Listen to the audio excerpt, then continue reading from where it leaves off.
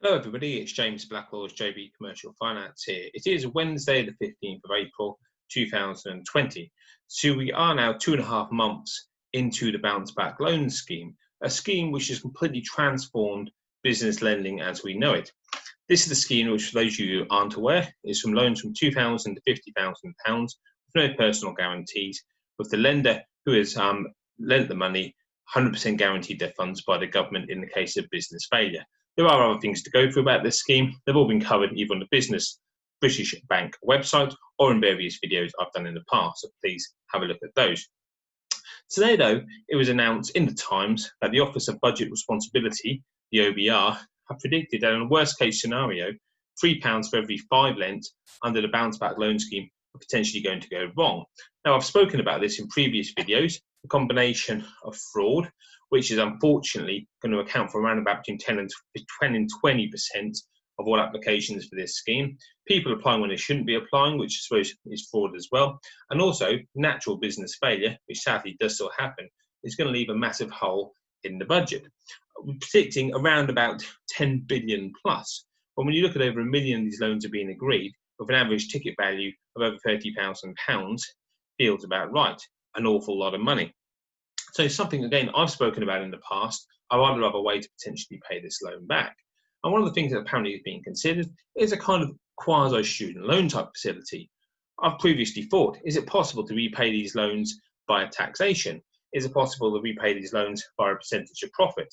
Or is it possible to repay these loans in lieu of any kind of direct remuneration to ensure that the government get their money back in the event of business failure? But the matter is complicated. It's complicated by the fact there are no personal guarantees. It's complicated by the fact that there are limited liability companies generally who have borrowed this money, albeit there are some sole traders and some partnerships who do remain fully liable for the debt. And one of the benefits of having a limited company, of course, is that limited liability. When the company winds up, you can walk away from the debt. If there is any there, that's one of the benefits of being a director of a limited company. And that's how lenders previously got a director to commit to a debt by signing a personal guarantee, something which wasn't part of this scheme. So how did they get around this?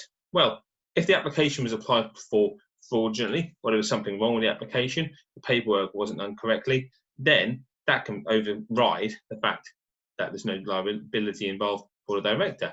If the application was fraudulently applied for, then the director is liable for the debt, and ways that can be figured out to actually make them pay the debt back. But it's going to be very, very interesting to see the hole in HMRC's coffers after the dust has settled on the bounce back loan. It will take time to come out. Obviously, no repayments are being made for the first 12 months of the facility, so there'll be no repayments made for at least the next 9 months. After that time, I do expect there to be a raft of people defaulting on this loan quite quickly, either because they had no intention of paying it back, or they decided not to continue with their business going forward post-COVID. So we'll have to wait and see if any actions have been taken on that. We are hearing that furlough is currently being subject to investigations from HMRC.